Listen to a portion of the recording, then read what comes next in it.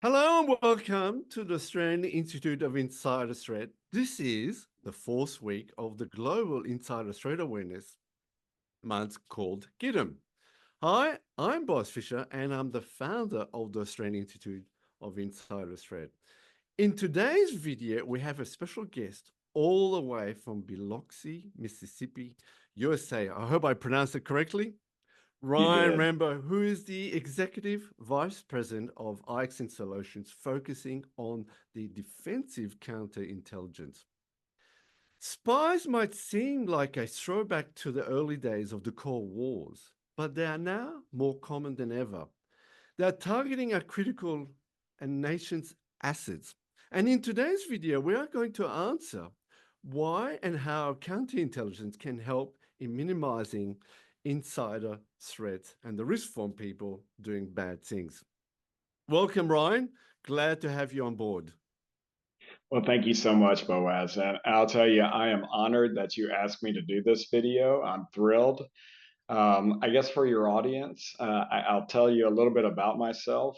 Exactly. Um, Yep. my name is Ryan Rambo. I spent 26 years in the United States Army. The last 16 years, I was a counterintelligence special agent, conducting investigations, collection activities, and operations against foreign intelligence entities across the globe. During that 16 years, I spent 2 years in Germany, 3 years in Korea, many years in the Middle East region and Afghanistan specifically. And so I got an opportunity to see espionage, counterintelligence, and insider threat activity from or a very wide range of different locations and places. So after I retired from the Army in 2016, I then entered into the corporate environment where I stood up counterintelligence and insider threat programs for the last 8 years. So pretty exciting topic that we're going to discuss today. And I'm really looking forward. Thank you again to bringing me on. Thanks, Ryan. Right, it's a pleasure, always. Let's start with the basics. What do we mean by counterintelligence? Very easy question, very hard to answer. And so I will tell you that I think there's two clear, distinct definitions of counterintelligence. One from the national federal level, which I would define it as a complex intelligence field that involves law enforcement, military intelligence, and civilian intelligence agencies working together to stop adversaries from collecting on our national security apparatus. At the corporate level, though, I think it's a bit different. It's not about spying or catching spies so much. Instead, it's a multifaceted approach to safeguard employees, customers, partners, intellectual property, strategies, and critical technologies from those who wish to exploit them. And in the simplest form, I think there was a definition given by Robert Baer in his book, The Fourth Mole. He defined it as the practice of keeping enemies outside your walls and catching the ones inside. So, so are you looking for, I sort of read it somewhere, betrayal.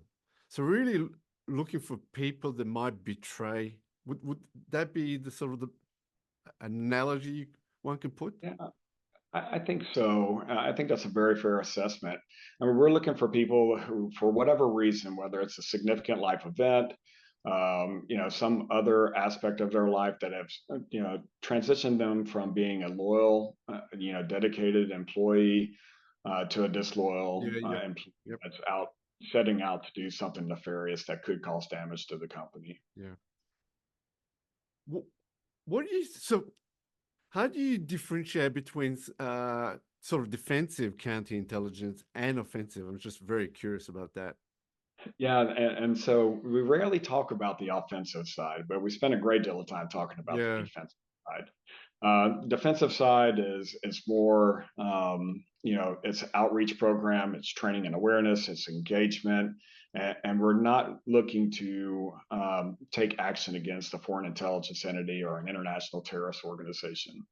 On the offensive side, though, it is completely geared towards going after that entity, either through double agent operations or other activities that really go after that target, wherever it's at or whatever it is that we're looking to do. Can't get into a great deal of details No, about it, yeah, yeah. but there are two different sides of the same counterintelligence coin. Okay. So what role does counterintelligence have or play in sort of protecting organization from insider threats? So I think counterintelligence plays a significant role, starting with the overall initial risk assessment. And then we move into the identification of threats, whether it's nation state actors, competitors, other adversaries, criminal organizations, international terrorist organizations, depending on where you're at. And then using all of that information, then we can craft a training and awareness program to make sure that we're training the employees to be aware of these different threats, how to recognize them, react to them properly, and report them Yeah. to security professionals. And then also we assist in investigations and incident response. And in general terms, much like an insider threat program, it acts as a deterrent in many Interesting. corporate environments. Just knowing that you have that program in place, print it may make people think twice about doing something disloyal to the company. Yeah, look, it's a side question. So the deterrence is something I don't hear enough. It's very much focused about prevention detecting, but not so much the deterrence. I was just sort of curious to hear what you've got to say about that. Yeah, I found that having a counterintelligence program just speaks volumes to uh, the seriousness that an organization's leadership takes regarding security. And so, you don't want to have a conversation with the counterintelligence folks if you've been, violating policy or breaking the rules or Yeah. exfilling data or that sort of thing. Now, our whole program is designed to protect and take care of people and make sure that they're trained. But if you're doing something negative, it could be a deterrent. Yeah. At least Yeah. the employees know that, hey, somebody's paying attention to this. Yeah. Okay, cool. How how how can counterintelligence be used as a platform or an enabler to help detect insider threat within an organization? Yeah, I believe there are four main channels of information which flows back to the counterintelligence and insider threat teams.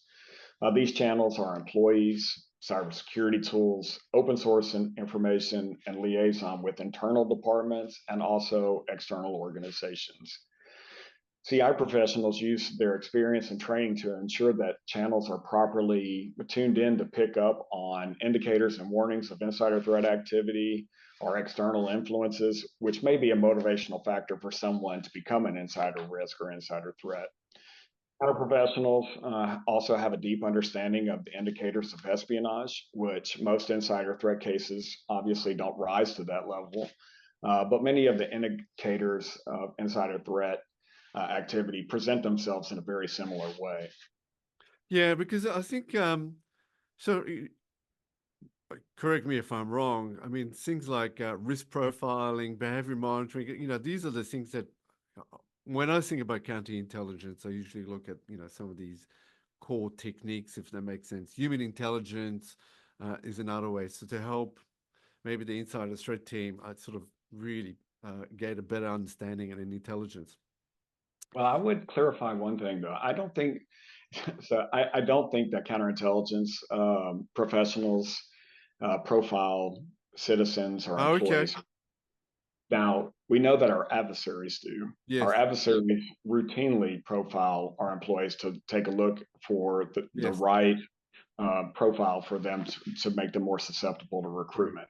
And so we try to defend against that as much as we can. And so I just want to make sure that there's a distinction there that counterintelligence professionals shy away from profiling anybody. Yeah. You mentioned in your introduction about the idea of neutralizing and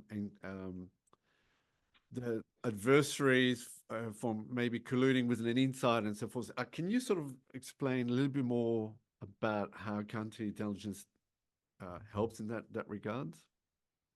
For sure. I think counterintelligence professionals generally approach every reported concern as if it may involve collaboration, collusion, direction, or control from some internal or external element. And those and that can range from everything from another disgruntled employee to a group of employees that have found a gap in the corporate environment's tool set or Yeah. offerings and decided to start their own company, stealing our technology at the Yeah. same time. All the way to nation state actors, corporate competitors, and other.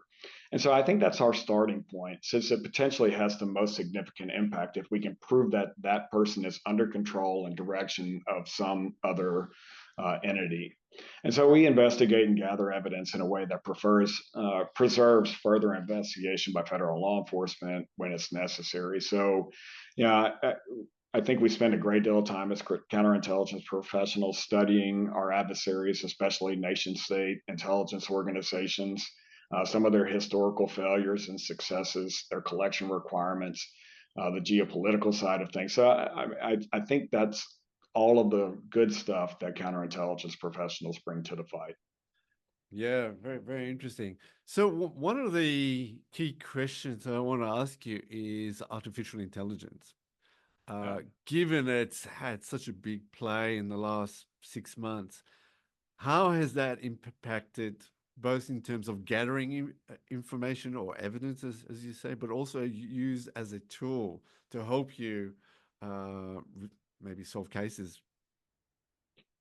It's definitely exceptional. And just as a side note, all of the answers that I'm giving you today came from artificial intelligence. None of this is originally my stuff. That's partly true, but no, I think it's very important. It's the future of technology. It's changing the way that we take a look at stuff. And I know that many security vendors are also using artificial intelligence. And Correct.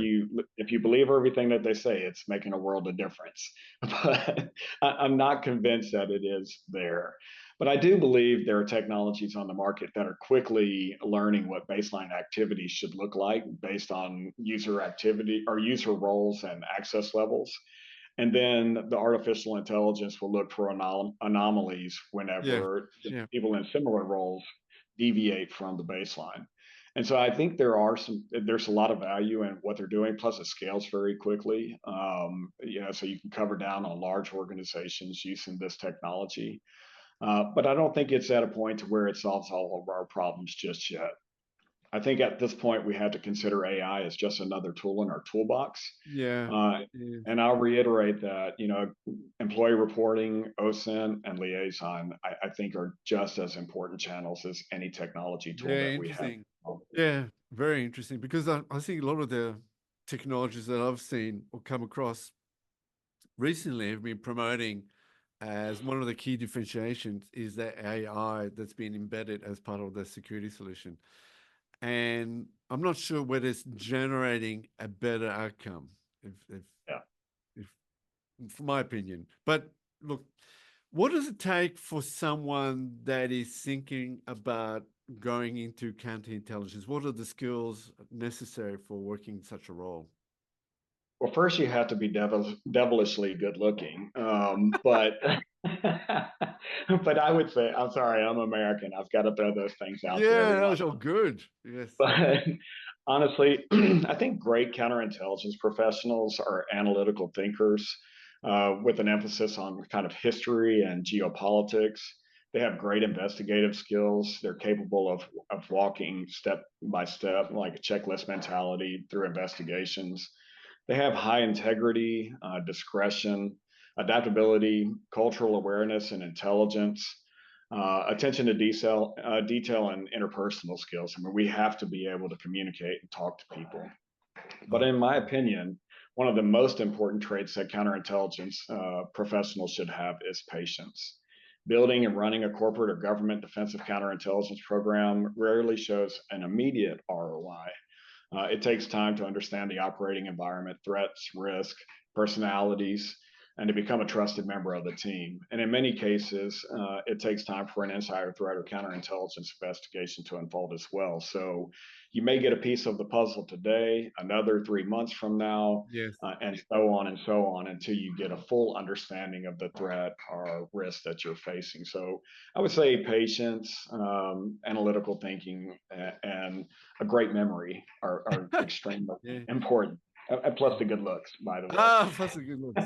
What You've is got the the good difference? too. Yeah. What is the difference between a counterintelligence officer and an insider threat analyst? I think counterintelligence professionals look at the world, through a larger prism. And I think because counterintelligence professionals spend so much time studying the adversary, nation state intelligence organizations or international terrorist organizations, criminal organizations, um, I think it gives them a broader scope and scale of security from that standpoint. Yeah. It's been my experience that I've seen insider threat analysts that are really solely focused internal. And Yep. sometimes that causes them to miss some of the bigger things that may happen in some of their investigations. But that's just my kind of speculation at this Yeah. point, my Yep. assumption. Yep. So, Yep. Interesting. What are some of the biggest challenges that you see or faced in regards uh, with counterintelligence addressing insider threat or just general threat? yeah, I think the biggest challenge that I see facing both counterintelligence and insider threat fields is where do you place the teams in a corporate structure where it gives the most impact. Most CI teams that I've seen in corporate environments fall under the chief information security officer.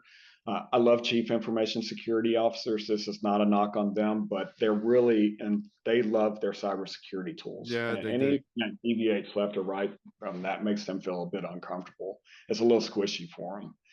I've also seen other companies put their counterintelligence and insider threat programs inside the legal departments, which again makes sense until you have to have access to cybersecurity tools to pull logs and that sort of thing to conduct an investigation.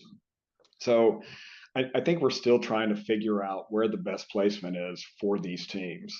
But if I were king for a day, understanding the whole of society threat that our organizations face, I would mandate every organization have a chief counterintelligence officer to see Okay. all of the security functions. And those security functions are, physical security, information security, Yep. Yep. personnel security, cybersecurity, and compliance. Somebody somewhere inside the corporate structure has to see it all and has to make determinations of whether or not there's bleed over between the security disciplines or not. Look, you've raised a very, very important point there. And I don't think it's done correctly. Definitely not in Australia. I would expect the US to be in a much better position than what we are. But um, and then there's usually a set of different layers that people have to go through. So the idea, for example, of insider threat or someone that's managing insider threat being able to report to the CEO is very rare. So Yeah, very. they might have to report to the chief information security officer, and that chief information security officer may have to report to the chief information officer. And so you have all these different layers until it reaches to the CEO. Look, very, very interesting point you just raised. What role does human behavior analysis play in counterintelligence against insider threat? So I was just curious. Well, first off, I love your book that you Oh, wrote on 42 risky behaviors of an insider threat. It's just fascinating and a great, great read. I recommend it to oh, everyone in thank your you. audience and everyone that sees this video. Well, counterintelligence professionals should all be awarded, I think, advanced degrees in human psychology. I mean, that's the world that we live in. We spend a great deal of time understanding personality traits, motivations, vulnerabilities, significant life events, and the center saint spectrum of where each one of these could potentially fall on. And then we also, explore how all of these things play out in human behavior. So having a foundation in human behavior Yeah. analysis and how it presents itself is critically important for us and insider threat professionals to recognize, as it may be the indication that we need to, either prevent it or, take action against it. Yeah. So given now that we are in the Insider Threat Awareness Month, both in the US and Australia, how can counterintelligence help organization in raising awareness amongst employees and management? Yeah, I think we have to, you know, I love web-based training. I think it's great for compliance. It hits the masses, but as counterintelligence and insider threat professionals, I mean, we really need to get down into the small group and one-on-one level for training and awareness. Correct. And I think having that dialogue, that conversation in a very intimate fashion, where people can ask questions and get immediate feedback, or that's our, in many cases in these small group sessions I've seen where it's like, wow, now that you mentioned it, this thing happened to me not too long ago. Maybe this is Correct. interesting for the Correct. group to know. And so I think by fine tuning our approach, and doing a great job with the setting as far as small group or one on one, we can actually generate, one, create a better culture, but one, two, build a relationship with the employees that are so critically important to us understanding threats and risks that may be emerging. And then also, teaching them to react, to recognize, react, and report Correct. these types of things. Yeah. So I think there is a malaise maybe, or an approach of also check ticking, which is basically here's a program or here's an awareness program for the entire organization, but it's not tailored to different groups within an org. So someone from, let's say, finance will find it very different, will have different risks compared to someone from, let's say, software development, or from Sure. information technology or physical. And the, the challenge is why should people care is not given as part of the training. So they're very much the same, look, just go and do the training. It's going to take you an hour, do a quiz and see you later. And they're not going to remember anything 2 weeks later. No. That's, yeah, that's what I've seen. They remember going next, next, Ah, next. yes, exactly. Save it and email it to whoever the Yeah, compliance officer is that's checking on it. And I love that you bring up the tailored conversation side of this, because a lot of times we lose sight, as security professionals, that different threats and risks are going to present differently to correct, different groups of people. I mean, you may have an entire team that never travels, and then correct. you may have another team that travels internationally, every week or month. The training has to be different, and it's Yes, to address exactly. different concerns. Yeah, it's going to answer the question of what's in it for me in terms of what material do I need to do to be able to do my work in a safe way, in a safe manner. Yeah. How do you measure the effectiveness of counterintelligence? CI metrics or counterintelligence metrics are tough. I'm pretty sure it's tough for insider threat programs as well, after seeing it. Because a lot of times, even though we can have the best training and awareness program, have our cybersecurity tools fine-tuned to alert us to anomalies and troubling behavior, our OSINT platforms can be looking out into the social media platforms and websites for articles that are leaking out Yeah, about our companies and that sort of thing. And we can have an excellent internal or external liaison program, but the company just may not have insider threats. And so I don't think that our efforts are in vain, even if we're not catching insider threats. But with this in mind, I think there are things that we can use to get really good metrics, and it's based on our output as a program. So, for example, like training and awareness, the numerator is how many employees are trained over the denominator, which is how many employees do we have. That's your percentage, total trained. uh, counts of employee reported concerns, investigations that led to an employee action or whatever. But these types of metrics, based on your outputs, the engagements that you're having across those four critical areas of reporting, I think speaks volumes. And Yeah, if you're doing that successfully, the benefit of the program will be apparent to anyone. yeah. No, good response. What are the some common misconceptions that you've come across regarding counterintelligence? So counterintelligence is not all about spies and being spies Yeah, yeah, and yeah, yeah. Yes. that's I wish it was the case because that's the fun stuff. But honestly, our work is designed to protect organizations. It's designed to protect employees, just based on the knowledge that we know things that our adversaries can do to employees to manipulate them into bad situations and criminal activity and that sort of thing. So our mindset is all about protection. Now, some aspects of that may come across or look like espionage or spying Yeah, or yeah, something like yes, that. yes. But for the most part, in a defensive corporate counterintelligence program, it is designed solely to protect. And that, I think, is probably one of the biggest misconceptions that we have of counterintelligence. Yeah. Have you had a misconception where it's seen that counterintelligence is only fit for large organizations?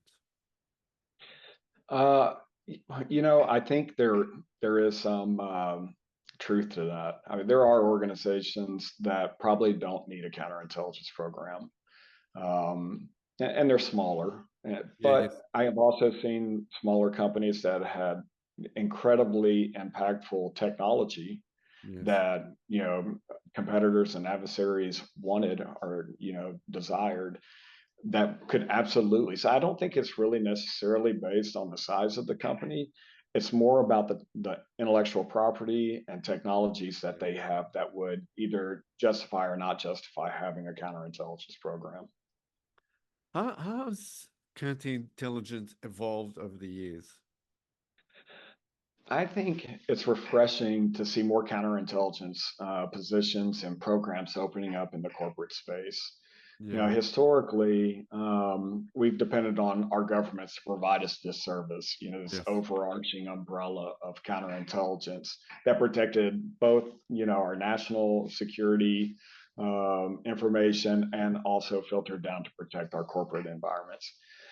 But now what we're seeing is that our countries are facing a whole of society collection threat. The world is flat, social media, the internet, all of these things, cyber. So with all of these different threats that are arising in our society, it's unreasonable. It's an unreasonable expectation to expect that government is going to protect us from Yeah, all yes, of these yes. different things. And So so we need to adopt. Oh, go ahead. no, no, no. I was just going to sort of, sort of follow up question, which is basically where do you see it being, let's say, in a decade time or in 10 years time? The counterintelligence space. I think it's going to grow. I think companies are going to see the value in it. I think we are going to see universities developing training programs and Okay, certification okay, programs to start fielding more counterintelligence professionals faster. Now, of course, they're going to be young and not as experienced, but if they latch onto a mentor yes, like me or you that can guide them through the process and teach them more, I just see it growing, and it's going to be a great public-private relationship where we're keeping each other aware of different threats and risks that are arising and facing cool, our country. excellent. What advice would you give organizations that may be looking to start a counterintelligence capability, or someone that has already started but looking for ways to strengthening their capabilities? Uh, I would recommend that they reach out to a counterintelligence professional. Obviously, I mean there's several of them that are outside of government now and doing great work. in industry. And then, bounce the idea, have a 30, 45-minute conversation and just Yeah. talk about what it is that you're hoping to gain from having a counterintelligence program. And I think an honest counterintelligence professionals will tell you if there's value in it or not. And from there, just let the relationship unfold. And if it makes sense, then to build that capability out. And if it doesn't, then maybe to make different recommendations to move in a different direction. So, Cool. Ryan, is there a question that I should have asked you, but I haven't? no, I don't think so. Okay. I think we've covered it all. Okay, so let me conclude by asking you this key question. What is your takeaway from the discussion that we've had, but also from counterintelligence by and large? Yeah, so well, again, I'm honored. You're a hero of mine. I just discovered you 6 months to a year ago on LinkedIn. It's fantastic. The books that you've written are just excellent, Thank you. and so I'm honored to be here. I'm also honored to talk about a subject that I really care deeply about, which is counterintelligence, especially in a corporate environment. In fact, I have a podcast called Unintelligence, which is kind of a funny take on counterintelligence, but it's called Unintelligence, the corporate counterintelligence podcast. It's me and Dave Holder, my partner in crime. We talk about how to build a corporate counterintelligence program and what it's like and all these things. You can find it on Apple, Spotify, YouTube, and so we have many different venues that you can reach out and find it. But no, the key takeaway is thank you for allowing me the opportunity to raise awareness of this important discipline, and also just to have this conversation. It's a pleasure there, Ryan. What is the best way for viewers that want to reach out to you? What's the best way for them to contact you? Please reach out to me on LinkedIn. I'm Ryan Rambo. I'm on LinkedIn. Have a pretty good, strong presence there. So please feel free to DM me, connect with me, start a conversation. Great. Thank you, Ryan. Much really appreciate. Lovely to have you on the video with me and talking about counterintelligence, because I think that's a really important topic, and I think it's going to become a really important topic in Australia in due time. With that being said, thank you very much for everyone who's watching it. And if you've got any questions, feel free to either reach Ryan or myself in regards to counterintelligence. Thank you, Ryan. Thank you. Cheers. All the best. Cheers.